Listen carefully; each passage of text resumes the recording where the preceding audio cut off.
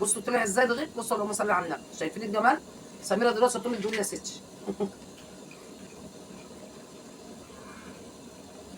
ايه رايكم بقى يا حبايبي؟ ايه رايكم؟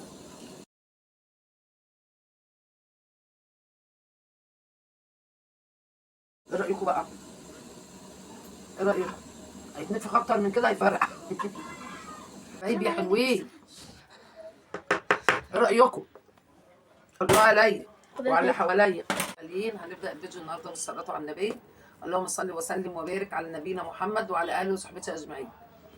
النهارده يا حبايب قلبي بقى هعمل لكم برضو اكل بقالنا كتير ما عملناهوش وهيعجبكم جدا. هنعمل كبده اسكندراني، وهنعمل خبز العيش الشامي.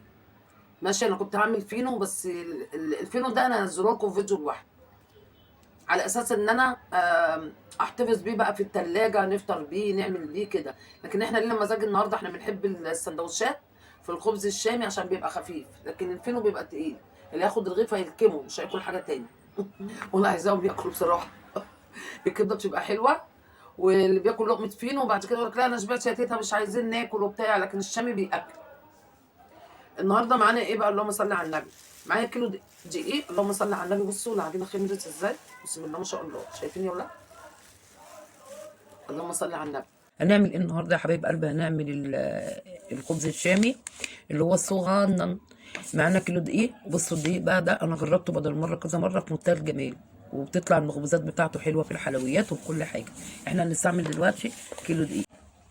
معانا معلقه خميره فوريه ده على كيلو دقيق طبعا، وهنحط معلقه سكر، وهننزل بايه؟ بذره ملح. ماشي يا حبايبي. وادي معانا معلقه خل، دي تحسين للعجينه، بيخلي العجينه من جوه هشه وبيضه وحلوه. وهنقلب برضو كده، كل حاجه تحطوها يا جماعه تقلبوها. بعد كده هننزل بكوبايه ميه، اللي حابب بقى يحط بدل الميه حليب براحته. وهننزل تاني بنص كوبايه ميه، هننزل تاني بنص كوبايه ميه، وهنشوف بقى العجينه هتاخد ايه قد ايه ونجرب. بصوا يا حبايبي كده طبعا خدت 3 كوبايات ميه الا ربع، اللي حطيت كوبايه ونص حليب والباقي ميه، اللي حابب يعجنها بميه بس ما فيش اي مشاكل. العيش الخبز بيتعجن باي حاجه ماشي اهو. طبعا انا رحت بقى دهنها بقى زيت اخر ما لميتها وعجنتها وقرصتها كويس، بقت العجينه بالمنظر ده اهو. بصوا كده، بصوا العجينه انا عايزاها مطه كده اهي، مش عايزاها مفتله ماشي. وهسيبها بقى لما تخمر اغطيها تقعد لها بقى نص ساعه. وقت ما الاقيها علت وخمرت ابتدي اشتغل فيها. انا وشها بحوالي معلقه زيت، ولميت العجينه وسبتها لما ايه بقت بالمنظر ده. بصوا بقى كده، اللهم صل على النبي اللهم بارك. كل الناس الجميله اللي دخلت دلوقتي تسمعني كلمه الصلاه على النبي بقى. صلوا على رسول الله بقى. انا كان ليا مزاج النهارده ان انا اعمل رغيف كبير شويه، مش عايزاه صغير، بس الولاد بيقولوا لي لا انت تعمليه ايه صغير. فما اشوف بقى ربنا يسهل. اهي كده حلو كده، قد الاستفنجيه حلوه، يبقى الرغيف حلو معقول يعني، مش عايزاه صغير قوي. اللي حابب بقى يصغر اكتر من كده العجينه يبقى براحته. هنقرص كام واحده كده عشان العجينه ترتاح. انا مش مهم عندي العدد، ان انا مثلا كيلو ايه عمل بصوا كام رغيف والكلام ده كله، كل الحاجات دي مش مهم. اهم حاجه ان يطلع الرغيف حلو ومعقول، وبدل ما يبقى نونه نونه نونه كده. كده يا جماعه عشان وش الرغيف ما يقشفش، تديله رشه دقيق كده من على الوش، حاجه بسيطه بس عشان ايه العجينه ما تقشفش وتعكسنا في الفرد. انا كده كده هغطيه.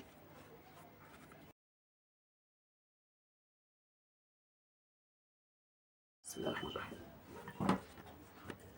طبعا دي هفردها شويه كده واروح سايباها عشان ترتاح، واخد غيرها ونديها، اديله ايدج اهي، عشان لما اجي اديها تاني تمشي معايا.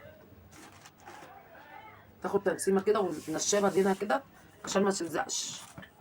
شفتوا النصيحه؟ ناصحه انا، كل ما اعملها كده هتلم، فانا سيبها ترتاح. ليه اغنيه كده في فيلم بيقول ايه؟ قلبي الخالي يحب ويرجع تاني، ليه بيخونك ليه اوعى يا قلبي تحب وترجع تاني.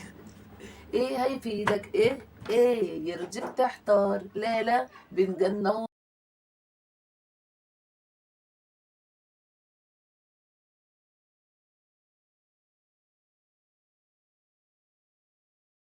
في الحله بعد ما خبزته وسبته بتاع ساعه خمر.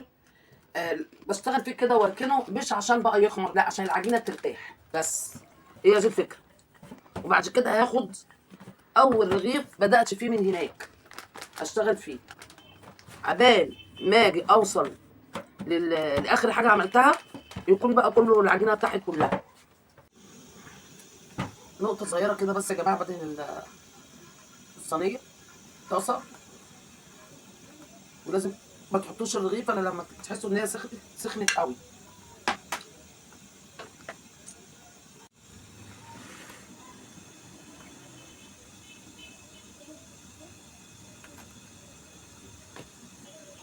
تيجي تقب كده يا جماعه، تروحوا قلبين الرغيف على طول.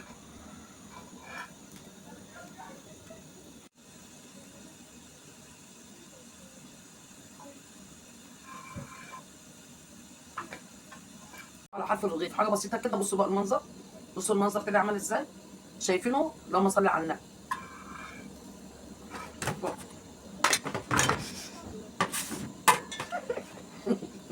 شايفينه اهو واقع، شايفينه؟ بصوا بصوا طلع ازاي الرغيف. بصوا اللهم صل على النبي، شايفين الجمال؟ سميره دراسه طول الدنيا يا ستي. ايه رايكم بقى يا حبايبي؟ ايه رايكم؟ اوعى العيش لايف بقى.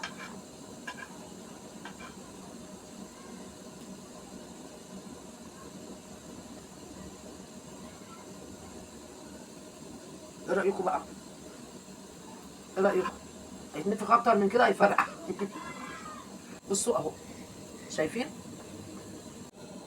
هننزل بشويه زيت،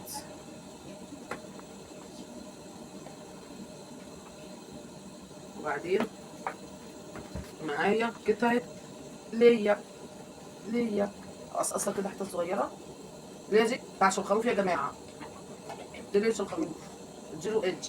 دي اللي انا خدته امبارح، خدت نصه بس وشلت نصه. بصوا بفتحه، هنزل البذر اللي في قلبه اللي هو بيبقى كله حامي دوت، عشان محدش يقول لي حامي ومش حامي.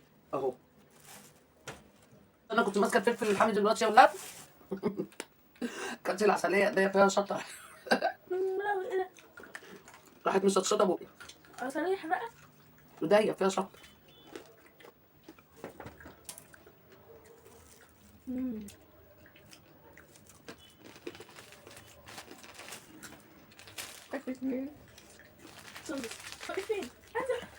بصوا الكبده يا جماعه، طبعا انا حاطه عليها كوبايه حليب. الكبده ما تتغسلش بميه، حطيت عليها كوبايه حليب بقالها حوالي ساعتين في الحليب ده. نصفي بقى الحاجات دي منها. دلقته بقى من كده كده بقى تنزل بقى الدم وكل حاجه بقى فيه. اوعى اوعى مش هحط بصل. قطعه التوم اهي مهروسه، طبعا ديت حوالي ايه راس توم صغيره. تنزلوا بقى كده اهو، معلقة توم صغيرة. معلقه توم صغيره. حطوا كزبره ناشفه حوالي برضو معلقه. معلقة يا جماعة كمون، ده جايه كمون. واحده. طبعا الكزبره دي ممكن تزودوا فيها شويه عشان دي ايه تبقى حلوه. وبعدين حطوا شويه فلفل اسود.